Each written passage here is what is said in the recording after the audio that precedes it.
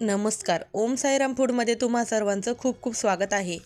मैत्रिणींनो, गेल्या काही दिवसात मी कंटिन्यू व्हिडिओ टाकू शकत नव्हते, कारण माझ्या मुलाला डायरिया झाला. त्याची तब्येत थोडीशी बरी नव्हती. कारण त्या गोष्टीमुळे मी असं कंटिन्यू व्हिडिओ टाकू शकली नाही. कारण मग प्रत्येकच आईला असं वाटतं आपल्या बाळाची तब्येत बरी नसल्यावर तिचं कशातही लक्ष लागत नाही. त्यामुळे मी हा व्हिडिओ जरा स्किपच केले आणि त्याच्याकडे लक्ष दिले. त्याबद्दल मी थोडीशी दिलगिरी व्यक्त करते आणि तुम्ही मला समजून घ्याल अशी अपेक्षा करते. चला तर मग आपण दोडक्याच्या भाजीची रेसिपी पाहणार आहोत. मी माझ्या रेसिपीमध्ये जास्त वाटण वगैरे काही वापरत नाही. साध्या, सोप्या आणि सिंपल रेसिपी तुमच्यासोबत शेअर करण्याचा प्रयत्न करते. मी काय केलं, दोडके स्वच्छ धुवून घेतले, त्याच्या शिरा काढून चिरून घेतल्या.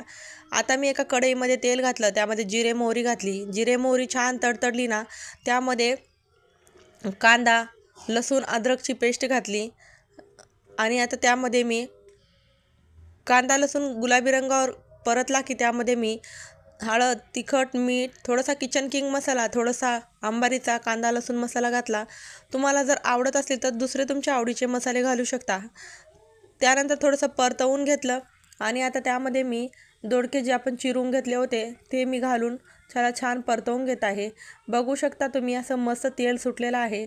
जर तुम्हाला पातळ भाजी खाऊ वाटत नसेल किंवा रस्स्याची भाजी खाऊ वाटत नसेल तर तुम्ही अशी थोडीशी कोरडी भाजी मंद गॅसवर थोडंसं शेंगदाण्याचं कूट आणि थोडंसं खोबरचं कूट घालून असंही तुम्ही छान वाफवून घेऊन खाऊ शकता. बघू शकता तुम्ही, असं मस्त तेल सुटलेलं आहे.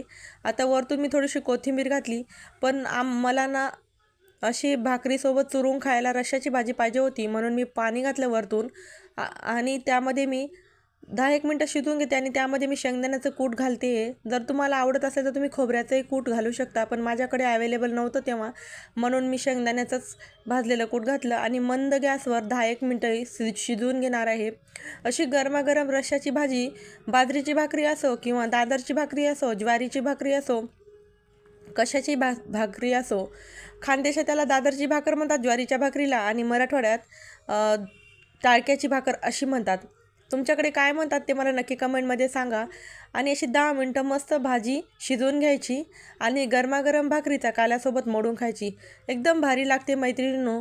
शेतात राहो का जेवण घरी राहो, अशी गरमागरम भाजी भाकरी ह्याच्यासोबत खायची असते. पण मी माझ्या मिस्टरांसाठी ताट वाढलेलं होतं, त्यांना पोळी, भाजी, पापड, कांदा, लिंबू असं सर्व केलं होतं. तुम्ही अशी भाजी गरमागरम सर्व करून याचा आस्वाद घेऊ शकता. आवडली तर नक्की लाईक शेअर करा.